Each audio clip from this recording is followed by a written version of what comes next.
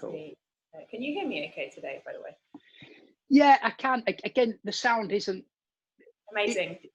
Isn't amazing, but it's kind of it's okay. Yeah, I need to get some decent headphones from now on for this kind of thing. Yeah, you need to swap your vibrator for a microphone. I need to do both. Let's be fair. You need both. Yeah, yeah. Probably not at the same time. The early days. Well, I don't know. Maybe we could test out you using them both at the same time. Live, yeah.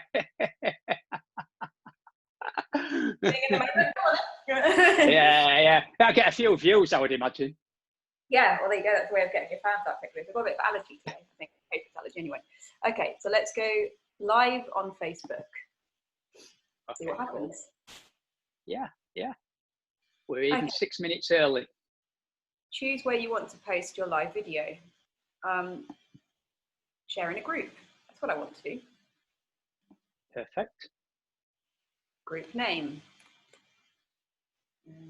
Vibrators. Vibrators and microphones at the same time. That's a good live name, actually. Vibrators and microphones. Yeah. Yeah, not to be confused. Mm. If you confuse them, you won't get any sound. Well, you might get some sound, but a different kind of sound. I can't see you now, but I presume that when I hit next, I've chosen the group, your face will flash up. Right, I'm not sure, Emma. Just you'll have to try it out. Oh, hit the bit.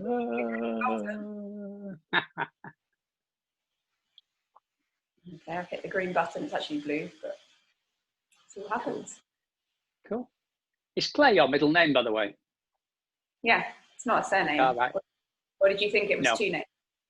Well, I didn't know. I just kind of wondered. I assumed that your name is Emma Davis, but Well, it's funny actually because not now. Try live. Is it live producer? No, we don't want to do that, do we? Not now. Let's just go with normal live. Are you there? I'm here. Okay. Oh, I see. Now I hit the go live button.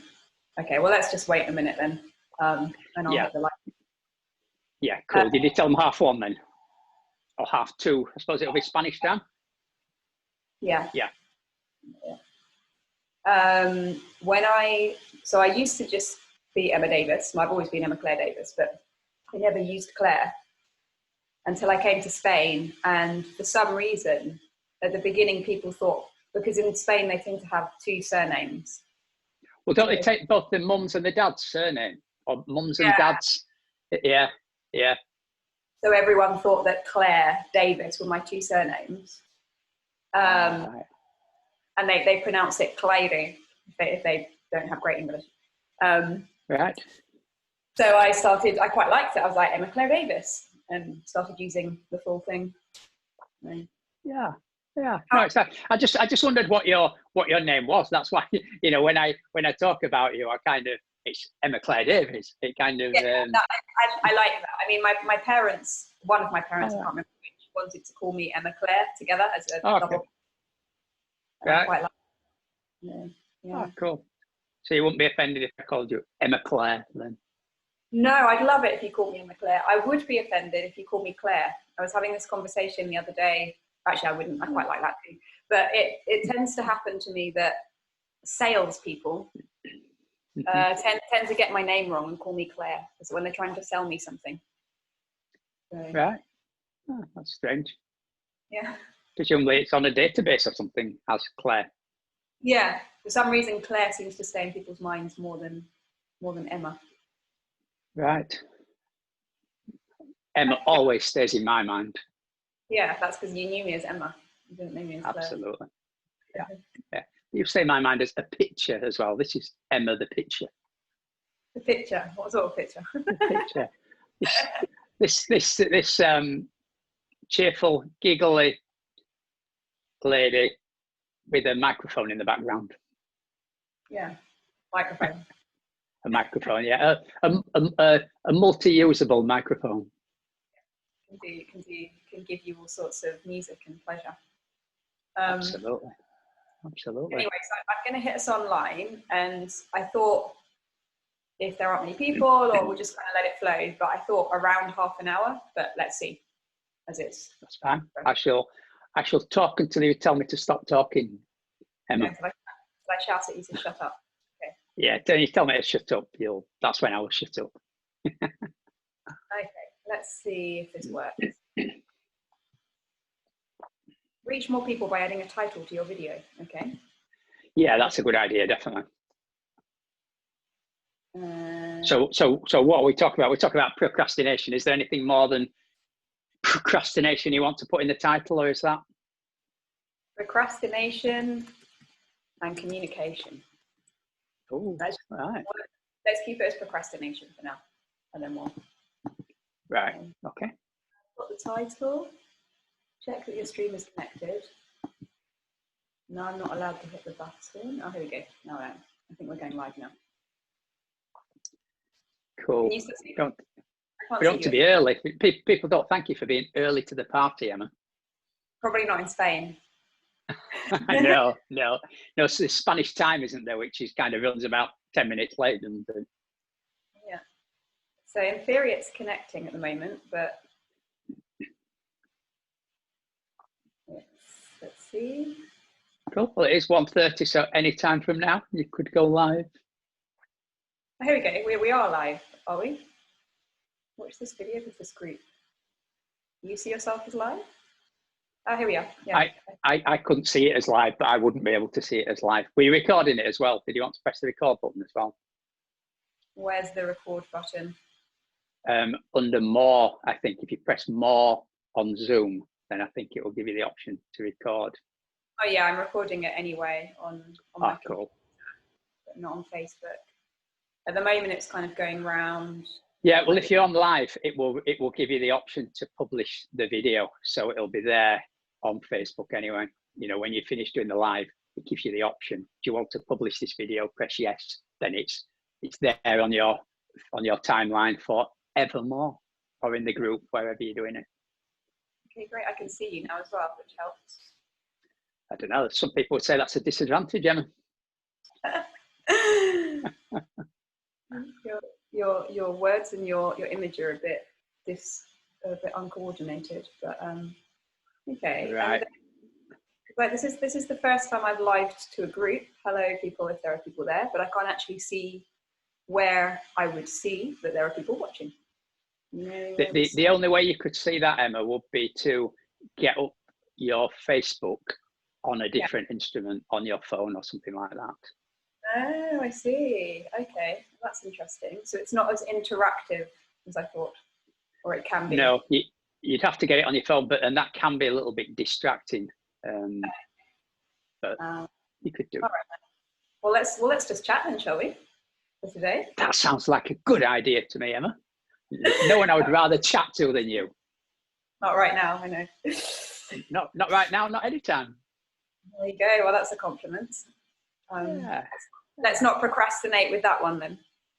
No, let's keep it going. So how are you doing? Good. Very good today. As I said, it's very hot here in Spain today, at least where I am at the moment, in Madrid. Yeah. Well, I'm in England, where it's not quite as hot, but it's very, very nice. It's probably 23, 24 degrees at the moment. It feels like almost like the last day of summer to me. As we come into the end of August, then it kind of feels like the last really warm day. But I could be proved to be completely wrong, but it kind of has that feel about it somehow. Well, that's just thought, isn't it? Because Indeed. We've had heat waves in January before. Indeed, I'm making it all up, as we always are when we're talking about the future, because it doesn't exist. So yeah. I'm making up through thought some idea of what the future is going to look like. Yeah, so it'd be, I'm just stopping a little bit because your sound comes before your image. So I hope not to interrupt you. Let me know if I'm interrupting you. The making up about the future, inventing the future, which is always invented, is very closely related to the topic of today, the procrastination, I would say, wouldn't you? Yeah, tell me more about where you see the connection. I'm curious. Yeah, Before I go on to that, I just really want to introduce you briefly as well, because it feels rude not to. Okay. And I could never accuse you of being rude, Emma, so go for it. I'll start swearing at you in a minute then. So, we're joined today with the wonderful, gorgeous Peter Slay, who is the founder and business owner and CEO of Slay and Story, and also a highly impactful, transformative international coach. I met Peter at an intensive with Michael Neal about a year ago, last June it was, and there was an instant connection. We've been in contact ever since, and we have these types of conversations in private. So I suggested to Peter that today we have this type of conversation in public, and therefore people in English pero can benefit from what we're going to talk about. And because I had the impulse of, let's do it now, it reminded me of procrastination. And when we want to do something, but we decide to wait, we think it's a really cool idea. In our heads, in our minds, it sounds like something incredible. But we decide to, because it's so incredible, the idea sounds really good, feels really good, we postpone actually doing that, and we procrastinate.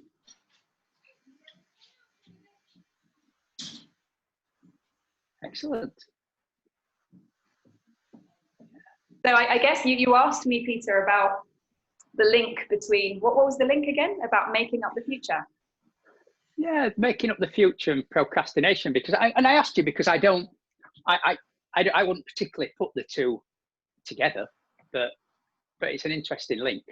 I have, procrastination is an interesting subject to me because I hear it so often, particularly around coaching. You know, so many people, I don't know whether you find this, Emma, so many people come and see you because I procrastinate, as if it's a thing, as if procrastination is a thing and we can kind of make it up to be a thing. Whereas kind of where I would go is, why would we procrastinate if we're doing something that we love doing?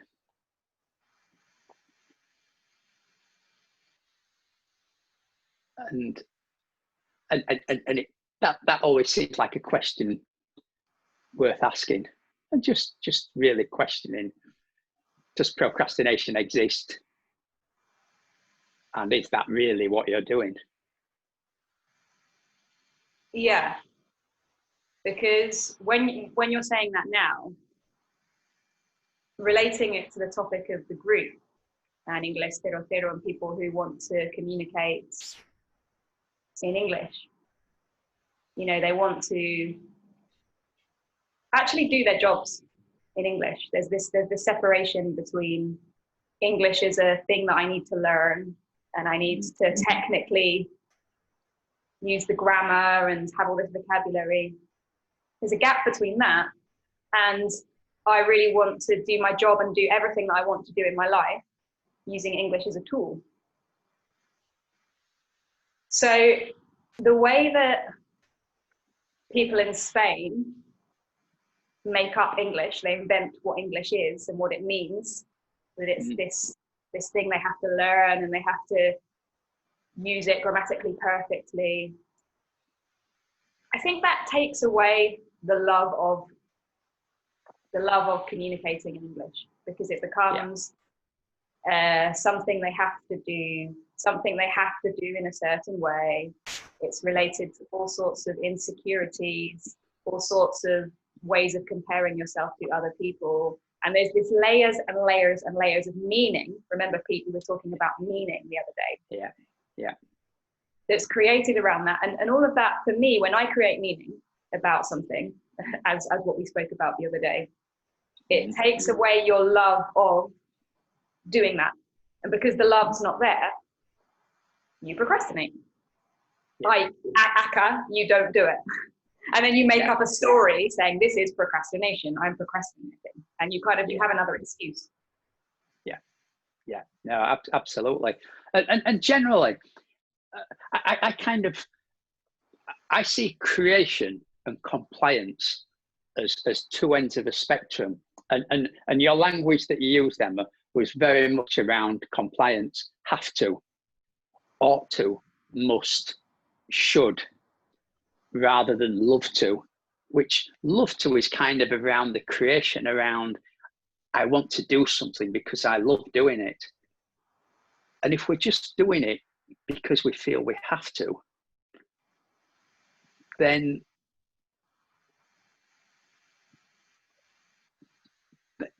kind of the story that we're making up means that the reason for speaking English needs to be more important than actually having to wade through the have to, must, shoulds. Whereas actually, as you say, if we can fall in love with learning, fall in love with the joy of it. And you also mentioned fear, I think. Was that the word you used? That was the word that came to my head when you said it. You may have used a different word, but that's what I interpret it to. So when fear is stopping us doing the comparatitis, the can I do it, the almost like hope is a word that's coming to mind as well. You know, if we then kind of lose hope that we're going to be able to do it, then those are the kind of thoughts and feelings that are likely to stop us. And we may well put it all together and call it procrastination. Yeah. Yeah. I will do it when. And something that's coming up for me as well, I wrote about this morning actually, is the difference between all that feeling of the have tos and the shoulds and the musts and the obligation and all that stuff that you just said you need to wade through. Mm-hmm. And then like the fantasy. There's sort of a fantasy of, when I can communicate really well in English, I will be able to do this, that, and the other, and this, that, and the other. But it's invented in such a way. For example, I will be able to speak perfectly. I will never make a mistake. Yeah. Or I will never make a mistake in an important meeting. Yeah. You know, I can make a mistake in classes. I can make a mistake with my friends. I can make a mistake when no one's listening, but I will never make a mistake when it's an important thing. You know, and then there's such a gap between this fantasy, we can call it a fantasy, and the have to, should, must do, that there's none of that love anymore. Yeah. And it takes away all the creativity. Yeah. And that makes perfect sense, Emma, why you're linking the future and procrastination now, because you're kind of talking about this fantasy that people are creating in their minds of their future use of it, or something like that. And there's something also about when it becomes heavy. So heavy. Yeah. So if it's heavy around, I can, I may make mistakes in important meetings and this is going to be terrible. And again, go to the future, make up terrible consequences in our minds of what will happen if we make these mistakes, rather than a sort of lightness around, let's try it, let's learn, let's try it. And let's enjoy the learning curve. Let's enjoy the process of learning rather than an outcome, needing an outcome, and kind of pinning our okayness on getting this outcome as well, rather than just enjoying the process of learning and kind of giving ourselves permission to make mistakes and keep it light, keep this lightness, and it becomes a different experience with this lightness rather than the heaviness of must get it right. Yeah. So again, it goes back to what we were talking about the other day, that if you say to someone, just keep it light, it's very easy to say. It's something that needs to be experienced. So again, we will often put that off and say, oh yes, one day I will be in all these real situations speaking in English, and I will be doing this and I will be doing that. And it goes back to the fantasy. And we can almost put that lightness, that I'll enjoy it, it'll be fun, I'll love it, back into the fantasy. But until you experience the lightness, it's another thing. Yeah, yeah. And you can't do it if you have this attachment to outcome. You know, if you're creating an outcome that it's really important made up to achieve, i.e., as you said, never making a mistake in meetings, etc., etc., rather than a lightness around, well, something like, if I make a mistake, then I'll correct it, or something like that, or again, it's part of learning. But there's also there something about creating an importance around meetings, you know, and a meeting is a conversation between people. But as soon as we create this important concept of a meeting, where we can't make mistakes in this important concept called a meeting, then we're creating this heaviness straight away. Yeah, and I often write about how there's this confusion between communication as I need to come across in a certain way, I need to have an image. People need, you know, there's all sorts of literature, isn't there, about the first impression and creating an impression and being professional and all these concepts of how you need to show yourself in these situations, that all of that adds to the importance that people give to meetings, as you say. But nonetheless, an effective conversation is always going to be when you have little on your mind and you're being light, as you said, and you're opening up to really, you know, you've got to go into a meeting wanting to really understand and connect with the other people in the meeting. So obviously, if you're worrying about your image and not making mistakes and coming across in a certain way, then, you know, you're not going to have that space in order to truly listen, to truly connect with the people in the meeting. That's right. That's right. And I would take that to another level, in the sense of, it's not just the meeting that's important. The next layer of importance is the job itself. It's like, you know, if I do this meeting wrong, then this is going to have consequences in my job or in my professional life. Yeah. And kind of, I'm going to use the word upstream of that, which may not make sense to people, but explain. Sorry? Can you explain upstream? Yeah, it's almost like allowing yourself to be yourself. So who are we? And the more that we can show up as the person we are, almost getting out of our own way and allowing the authentic, natural self to show through, then the less thought we have on our mind, as you quite rightly said, and the much easier connection is, because you're connecting at a much deeper level. You know, you're connecting, you're creating a really powerful sort of soul to soul type connection, if you like, a much deeper connection than we do when we have a lot on our mind, and where we're back into the must do, should do, ought to's, rather than kind of giving ourselves permission just to show up as the person we are. And away from this image that we tend to create, which a lot of marketing kind of people encourage us to create. But actually, when we can move away from that and be ourselves, be that natural kind of person, then we connect naturally in a much deeper way.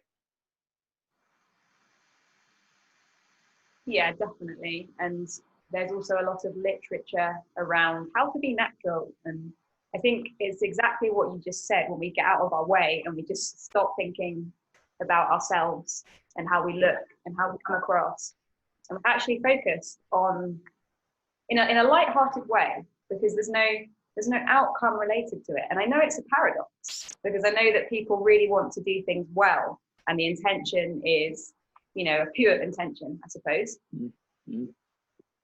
But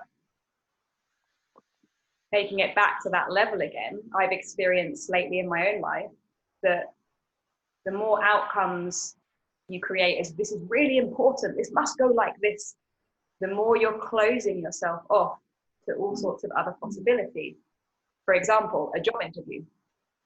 I have to get this job, You know, if you go into the interview with that sort of, all that thinking going round and trying to project some sort of image of yourself through the thoughts you have about yourself, then number one, the interview is going to go much worse, probably. And number two, maybe that's not the job for you.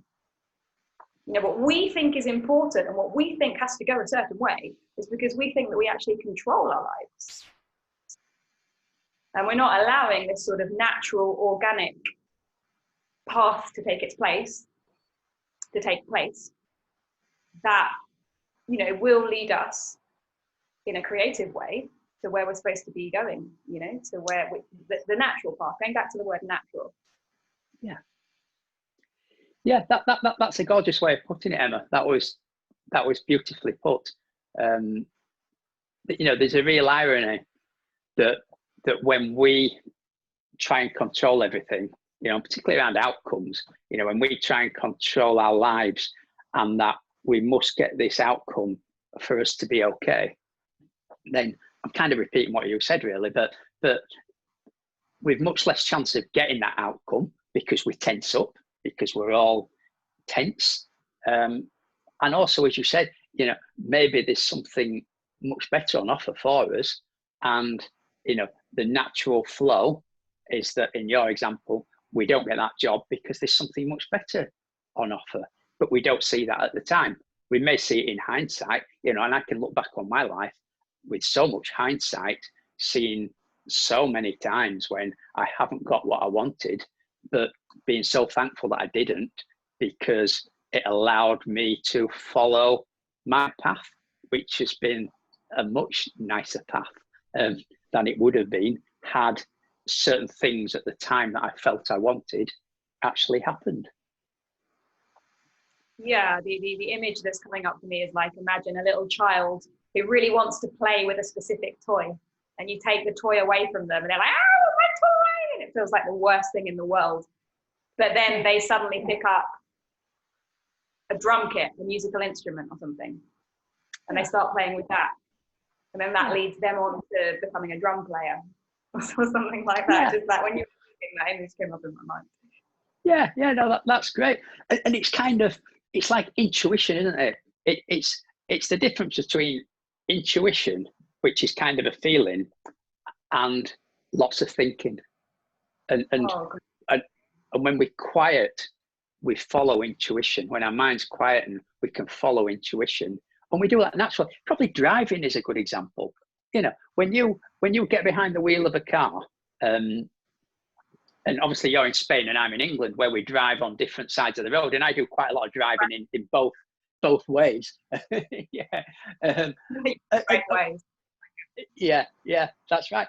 And if I think about it, you know, I end up going the wrong way around a roundabout or something. But using intuition, it just flows, and I really don't need to think about it. And I would say that's the same, you know, when we're speaking a different language as well. I'm learning Dutch as it happens, you know, which is a pretty tricky language to learn.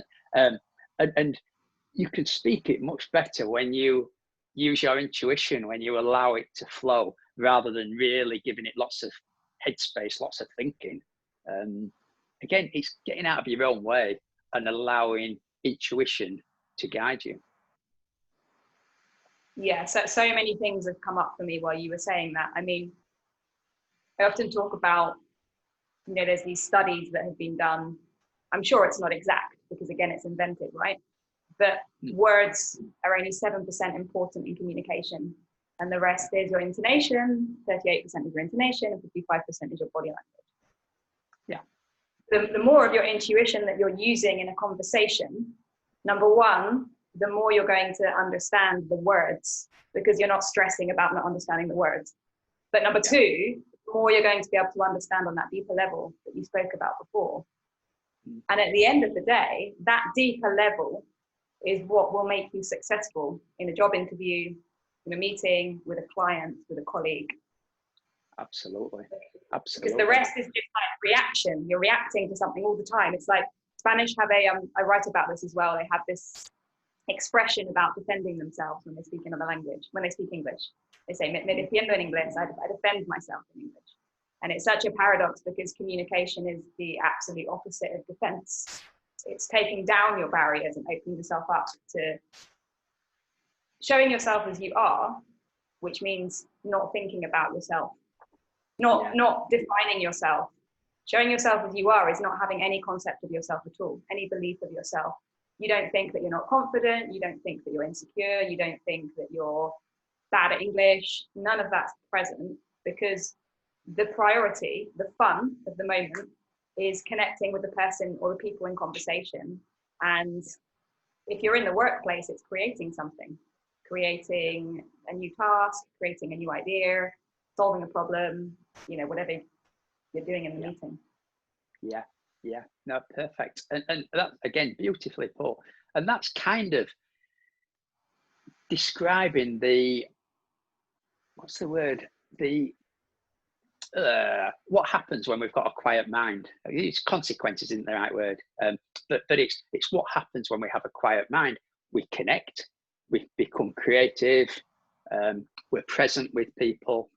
And these are all things which combine to allow us to impact people, allow us to influence.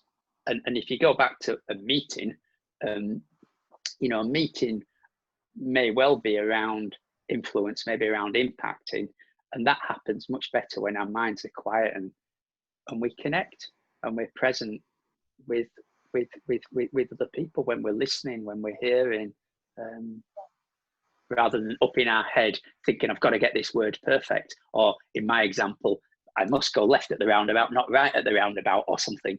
It just flows naturally when we allow it to flow naturally, and when we're not pinning stuff on it. I remember having the conversation with my 17-year-old son when he was doing his exams, about you're going to sit down and do an exam, and you're going to be asked questions, and if you know the answer to the questions, you'll answer him, and if you don't, you won't, and then you'll get up and you'll go home, and that's it, kind of thing. Well, same about speaking a language. If you know the word, you'll say the word. If you don't, you won't, and you'll probably find a different word instead. But without too much thought, that isn't a problem. If there's lots of thought, then it becomes a problem, and we kind of make it into a problem, rather than just showing up just as we are, allowing ourselves just to show up just as we are, and it's not a problem. I've loved how you said that, because it is just so much more simple than it's made out to be. Generally in the minds of people, I suppose, because the reality is that it's simple. And it goes back to those layers of meaning again. So you can't find the word. What often happens with people that I work with, so they'll be talking about a conversation when they haven't found the word they wanted to say, and then they start thinking that their English isn't very good because they don't have a basic word. I don't have that word. That means like my level of English is very poor. This means that I need to study harder. This means that I'm not very good at languages. This means this, that, and the other. And everyone's better than me. Then it just becomes layer upon layer of story, which is, again, it's very subtle. Some days you have a good day and your mind is clearer and you're more creative and you're able to find the word. And if you don't, you find another word. And because words are only 7% important anyway, it doesn't matter, because through your body language. And when you when you have those days of having a clear mind, you learn better, because it's so much easier to learn when you're in that space and you're in a real situation than when you're sitting at home studying, because that's kind of not really real. I mean, it's good to do for a while, but most Spanish people have been studying English their whole lives, and it's time to, get out there now. Yeah, and that's natural to a human being. All human beings, it's written into the design of a human being that we will learn when we get out of our own way. So look at a baby. How do babies start learning languages, or learning to walk, or learning to crawl, or they learn naturally, and they learn really well. When it becomes more difficult to learn is when we have a lot of thoughts, when we're creating a lot of stories, as you quite rightly said.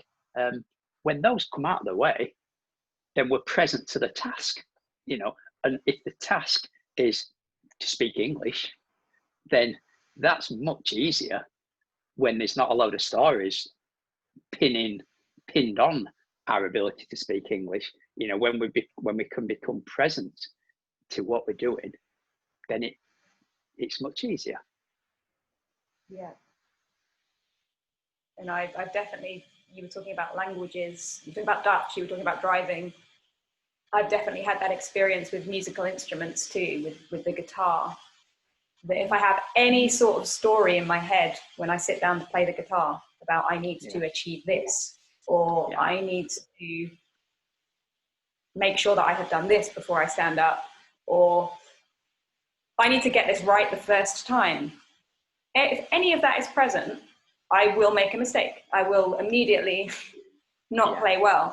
And it's a very fine line. It's very subtle. It's not tensing to, okay, I need to be present. Okay, now play. Because then you're tense anyway. Yeah. It's about genuinely enjoying it. Yeah. And part of that enjoyment is making mistakes. If you're not open to making mistakes, you're just not going to learn. And any story you invent about why you're making a mistake and what that mistake means is just getting in your way. Enjoying that path, that learning path. I love that. I really love that. You give me an insight there around enjoying making mistakes. I really love that. That's almost like an extension of what I talked about earlier about seeing life as a learning curve, but when we can actually enjoy making mistakes. And I've had a similar. So I'm having singing lessons. I know you sing. You sing much nicer than I do, Emma. But I'm having. And well, maybe one day. Maybe we'll do a live together singing. You're singing live. Yeah, that would be cool, wouldn't it? And I've had two singing teachers. And the first teacher I had was brilliant technically around. She was working on my larynx position and all this kind of stuff, and technically. But the teacher I've got at the moment just kind of gives me permission, and wow, what a difference that makes. It's fun. If I hit the wrong note, well, and it's my singing is so much better with the teacher who just helps me to see that it doesn't have to be note perfect. I have permission to just enjoy it. And again, we come back to process versus outcome. If we can enjoy the process without needing an outcome, the outcome will be 100% better. Period. And it's such an irony of that, isn't it? It's such an irony of human behavior that when we focus and enjoy the process, we will get much better outcomes rather than when we focus on the outcome. The example I often use about this is like the footballer. So a football team. Let's Barcelona are playing Real Madrid, and Barcelona are kind of losing 1-0 in the 85th minute. If Lionel Messi just keeps looking at the clock and focusing, right, we've only got 5 minutes left, got to get the equaliser, then he's much less chance of getting it rather than just keeping in the game, rather than just keep enjoying the process of playing football. And that's it. Once we stop enjoying the process and just focusing on the outcome, then it's it's a different game, isn't it? You know, back to English rather. Once you lose sight of enjoying the process of learning, and as you say, giving yourself permission to make mistakes, then and enjoy mistakes.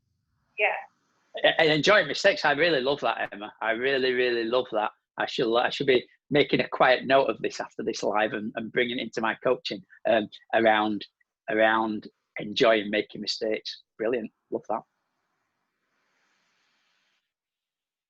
Yeah, I just think that, I mean, there's the classic example, isn't there, of when you make a really funny mistake and it's a really embarrassing mistake and it makes you laugh. It releases endorphins. Bringing it down to one level. But on the other level, you can't advance without making a mistake. So if you're able to enjoy making mistakes, because you know that means that I guess it means you're alive. Yeah. I think when we're very, very attached to outcome, as in my being successful and happy needs to look like this, then that's how a lot of people end up with the wrong partner, or they stay with the wrong partner, or they stay in the wrong job, or they get burnout, they get stressed, they get anxiety, they get depressed. Yeah. Because even though our intuition is telling us, like the most natural, the most simple part of us is telling us that no, our body knows. Yeah, absolutely. We're like, I need this, and it's just a fight. And sorry, go on, Pete. Yeah, no, I'm agreeing with you. It's what always seems worth looking to me is what's built into the design of a human being before thought. So there's certain things that are built into the design of a human being, and there's certain things that come into being a human being through having a conditioned mind.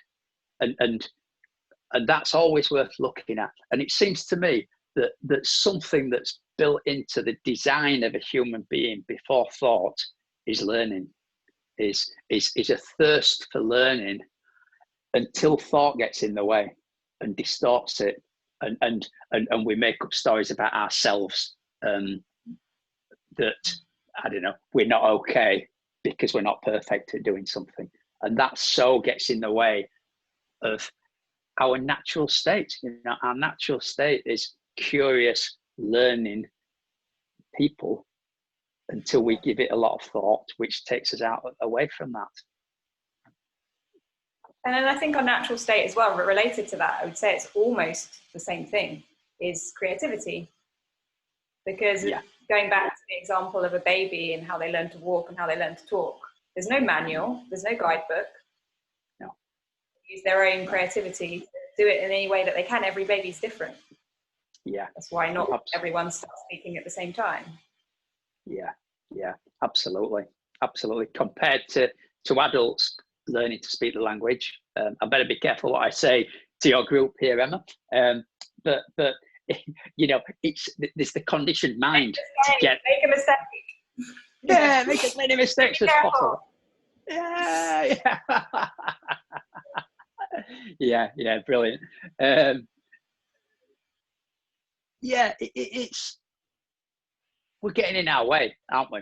You know, rather than just allowing the natural process of make a mistake and do it again, and make a mistake and do it again, and make a mistake and do it again. And as you said, if we can enjoy that making a mistake, wow, what a different game that becomes. Yeah.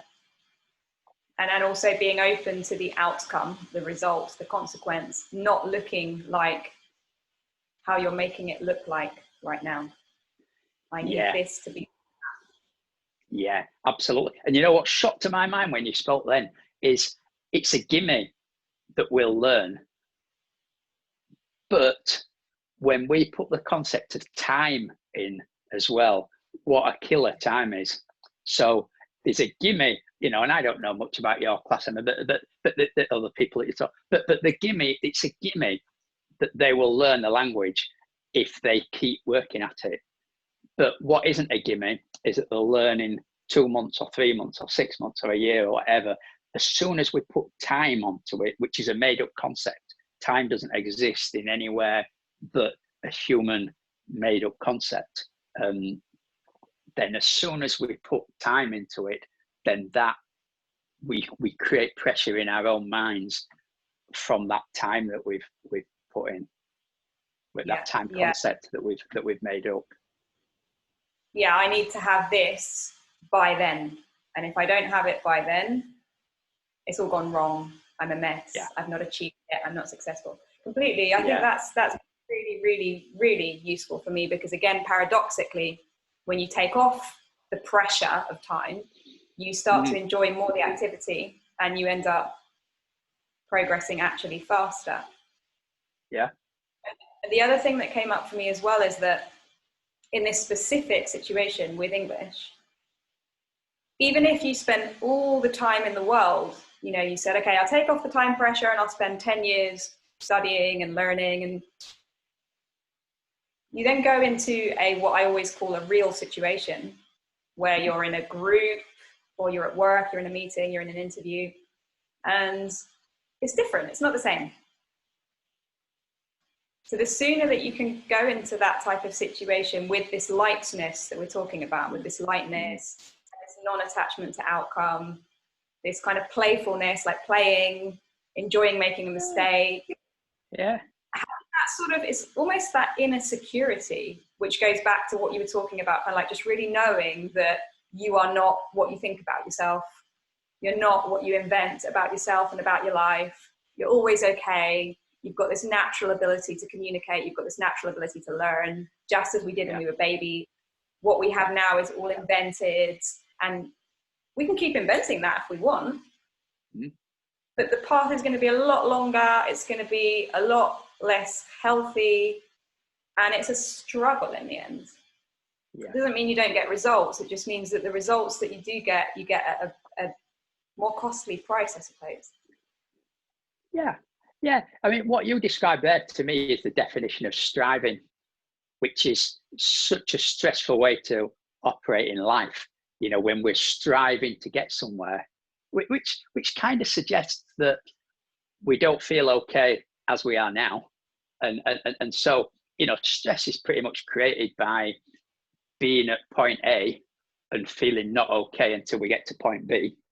Whereas if we can be okay with being at point A, and yeah, it's fun to get to point B, but nothing more than that, then it's a very different experience, rather than striving, which is kind of pinning our okayness on getting to point B, i.e., I don't know, in this context, speaking fluent English at meeting level or something. You know, if we're striving to do that rather than enjoying, as you say, making mistakes, learning, and it's a gimme that we'll get there at some point, again, taking the time out as well, then it's a gimme it'll happen if we keep in the game. And that's so different to this striving to get there.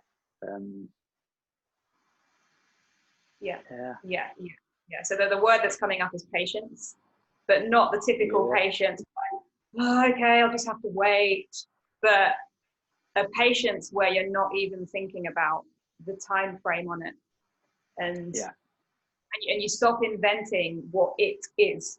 So when you said about speaking fluently in a meeting, most of my clients, when they start working with me, have invented that means, as I've already mentioned, never making a mistake, which is completely unrealistic, even when it's your own language. So if you can let go of what you've invented about what you need, and you can throw yourself into a situation and you're practicing in the real situation, you need no more simulations, because life itself is the simulation. You know, we're in life, and yet taking us back to procrastination, it's almost now what's coming up for me is not living. It's like, no, I'm not good enough, or I'm not ready yet, or whatever you make up to not live, to not follow your intuition, to not follow what you really want. Yeah, absolutely. And almost what we're displaying is it's not about procrastination. You know, what's quite big for me is around, we don't do things because once we do it, we find out the answer. Whereas before we've done it, it could go either way. So in this example, going into a meeting with our English, before we go into a meeting with our English, you know, we might do well or we might not do well. But once we go in, we'll know how we're going to do. And if we're pinning our okayness upon speaking this perfect English, then that's going to stop us doing it. So it's not procrastination. It's around fear of finding out or something like that, because we've put our okayness on being word perfect at speaking English in this context. Whereas, you know, we can come back to what we were speaking about enjoying making mistakes, about the learning, enjoying the learning, then it's all part of the process. It's all part of the natural process of learning and of enjoying learning. Yeah, yeah. And knowing that there will be as many meetings as you want there to be. So if the meeting is a complete disaster from the point of view of your mind, you think, oh, it was a complete disaster, you can have another meeting and another meeting, or you can have another job, or you can have another experience. You know, like we have sort of scarcity in our mind of like, oh God, this is it. If I ruin this one, then I'm done for. You know, I may as well go kill myself if I make that mistake in that meeting. Yeah, absolutely. And it's almost like, you know, why can't we just qualify it? You know, why can't we go into the meeting and say, well, I'm learning English, you know, my English is you know, let's see how it goes. You know, rather than almost feeling that we need to pretend to be something that we're not. Yeah, that's totally true. Yeah, completely. It's like, oh, I need to show. People tend to go into meetings with the objective of, I need to show my level. I need to show that I have a good level of English. Well, a level of a language is an invented concept by examination boards like Cambridge.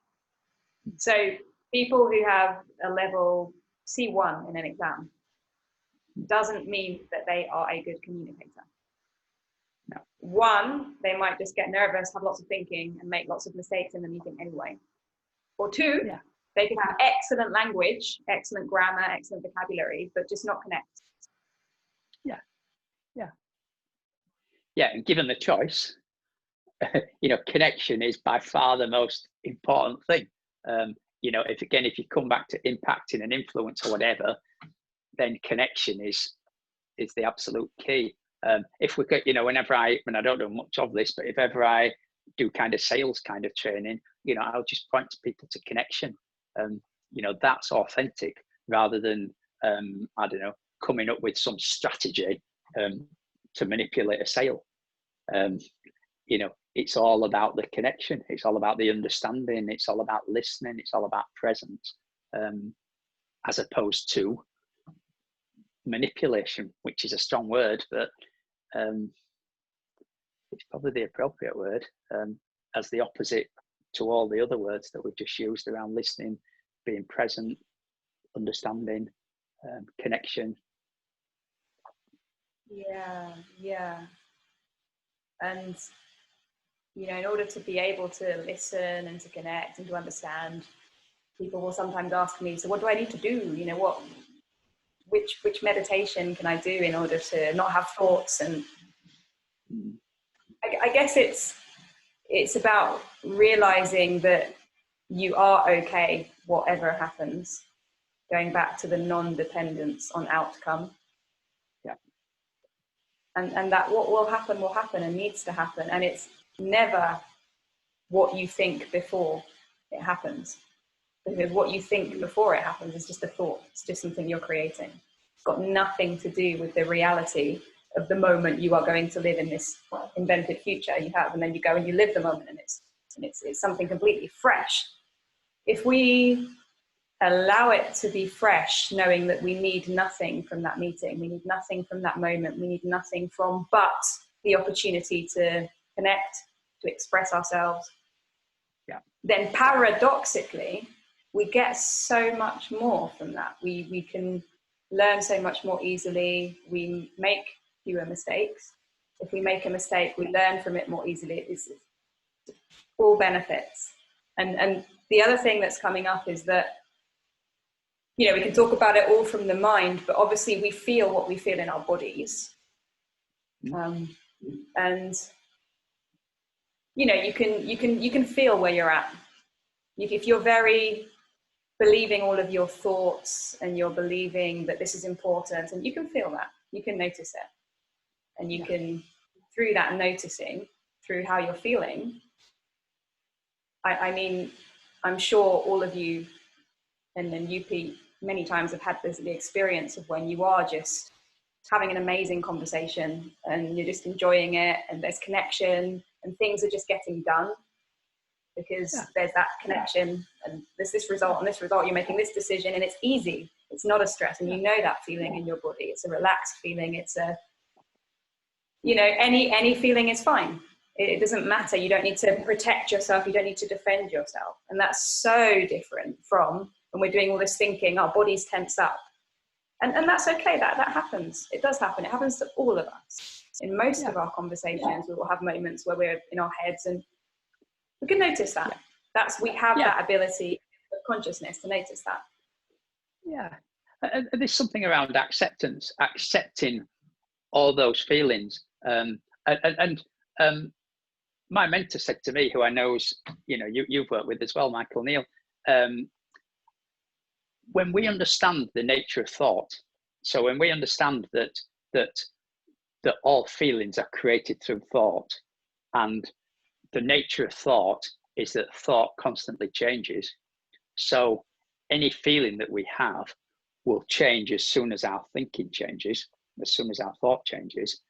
Then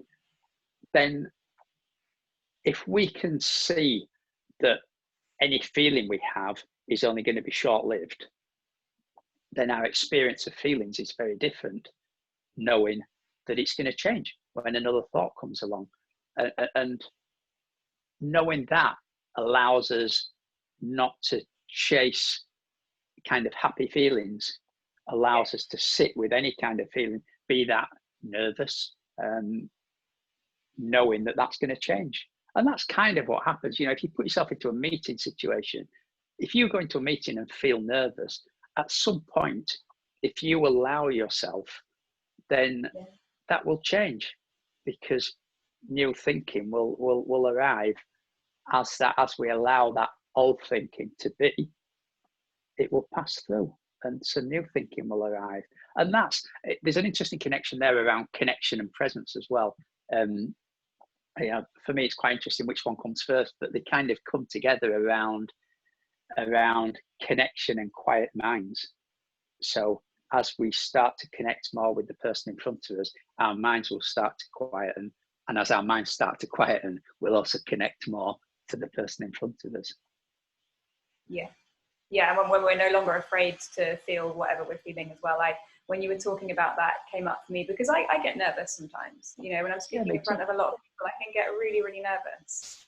And, you know, but before I used to make up a story that was something I needed to overcome, and that I just needed to speak as many times as possible. That's partly true. Obviously, the more you speak, the more you're in it, the more you're in the flow. Yeah. You have fewer nerves. It's kind of normal, but it can take you by surprise because you're just having a bad day, you've had more thinking or whatever. And the last few times where I've had that experience where I've just got really, really nervous, and I've noticed it, I've just felt it as this, I've kind of been with it with curiosity, you know, just like really allowing myself to feel it in all of the parts of my body and seeing where that energy is and how it's expressing itself, and not making up any meaning out of that energy, out of that sort of that aliveness in me. We make up that that's bad. Well, it's just as you say, it's a consequence of whatever's inside of us in the moment, whatever we're creating in that moment.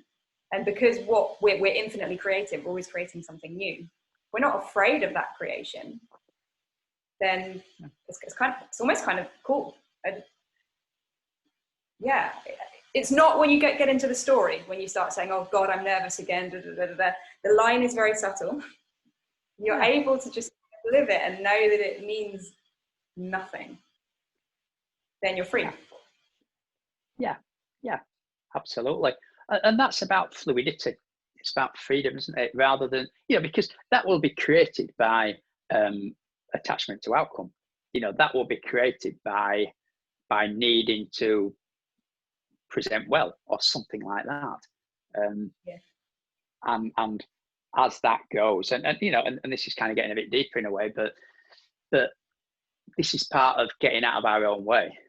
This is part of allowing creation to work through us rather than feeling that we're driving the bus.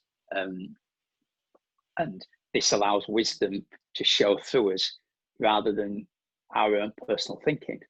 And as we see more and more, and it's been quite a journey for me around speaking, where I've just more and more tried not to drive the bus, more and more trusted in wisdom to work through me. So less and less around preparation, which is preparation seems the opposite to wisdom to me. Wisdom works in the moment. If we get into lots of preparation, then we're kind of getting then into what I must deliver. And once we're into must deliver, we're taking ourselves away from intelligence in the moment. And intelligence in the moment is always there to guide us. And when we can trust that to guide us, which my journey has been trusting that more and more to guide us, then it allows my mind to settle more and more. And that's not to say that I don't get nervous at times. Yes, I do. But I will settle as presence and connection comes into play, rather than thinking I must stop myself being nervous or something like that. Yeah, because it's a given. It's like learning again. It's part of our nature that connection will happen. And yeah.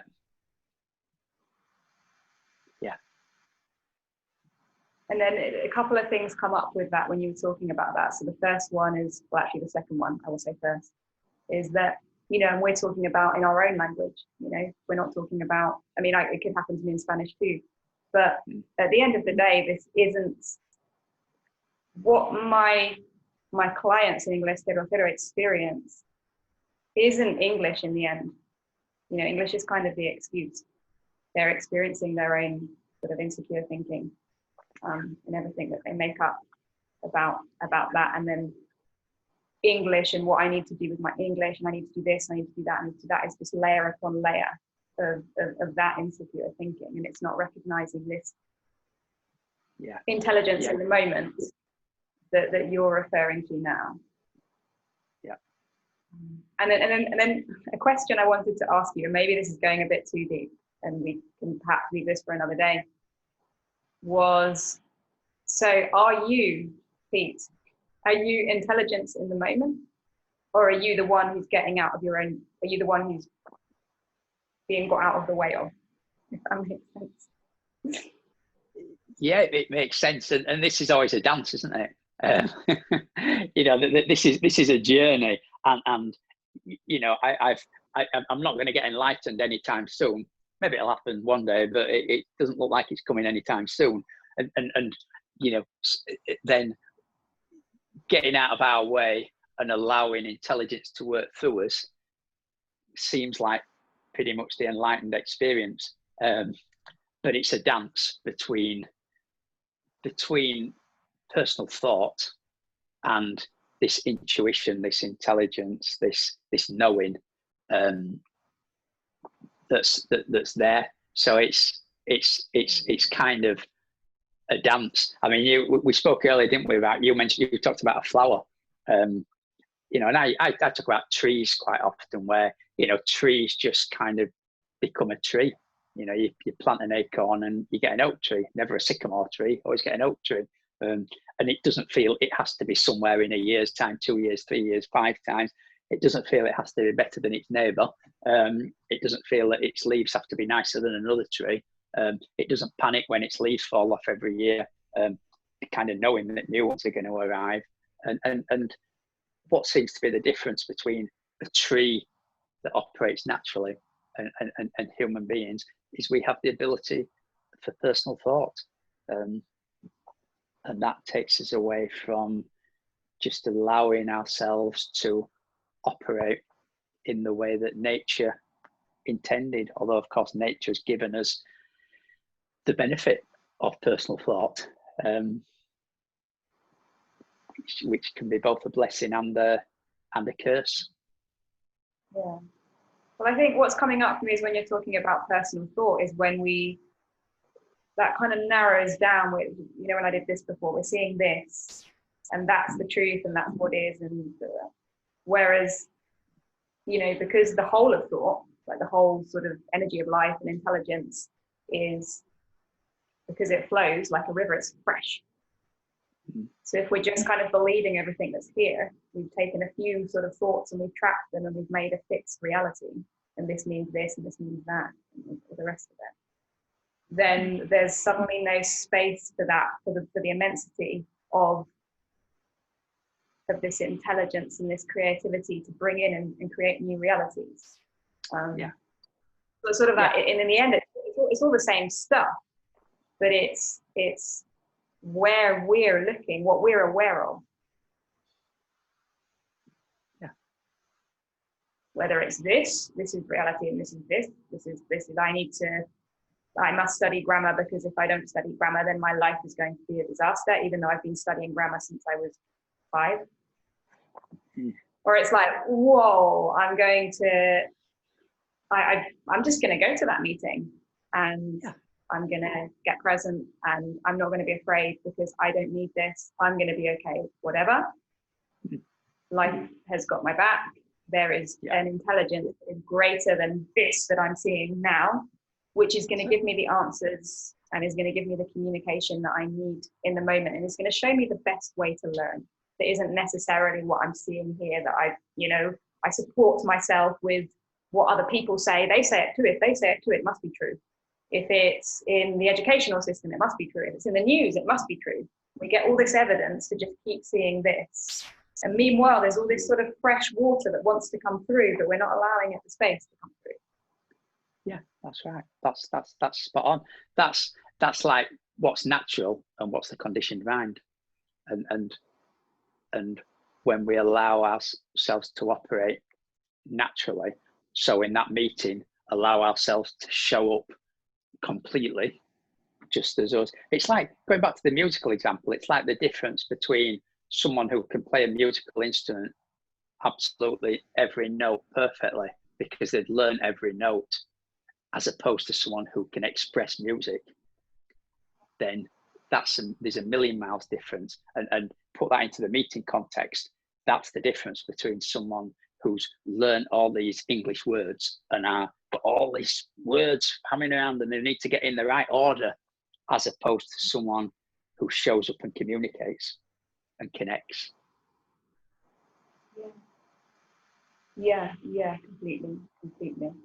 And that's why in English, I created a membership group where every week we meet and we talk about, the nature of communication, the nature of the mind, as we have done today, so that people can access that they're natural. They can stop depending on all these teachers and all these academies and all these things that they think they should do, and start to actually access their wisdom, their intelligence, their creativity, in order to be able to express themselves better, to be able to connect better, to be able to understand better, and to be able to learn better. We do that one week, and then the following week, what we do is, because something very typical that people say to me is, oh, I couldn't speak about that. I can't speak about that topic because I don't have the vocabulary. And we take that apart because we speak about that. And they see that actually they can speak about pretty much anything. And then what's the worst thing that can happen? Yeah, what's the worst thing that can happen? You look up a word. We create so much drama in our minds that it's actually quite funny. That's right. When you're in it, it's not, because it feels very serious and very real and very true. But when you're looking at it from the outside, when you realise it's quite funny. Yeah, absolutely. And that drama is called made up consequences, isn't it? We make up in our mind consequences which aren't true. They're made up. They're far from true. you know, particularly with a lightness. There's never a consequence of getting a word wrong. Particularly with a lightness, there's never a consequence of getting a word wrong. With a lightness, you know, it's something you can laugh about. It's something we can connect around.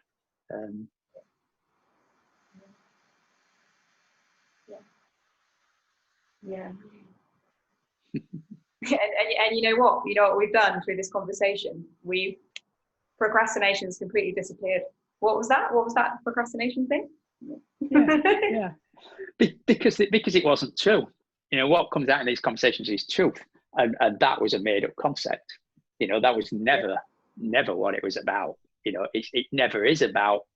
It's never about procrastinating. I remember hearing a conversation about someone having what's the word? Writer's block. That's right.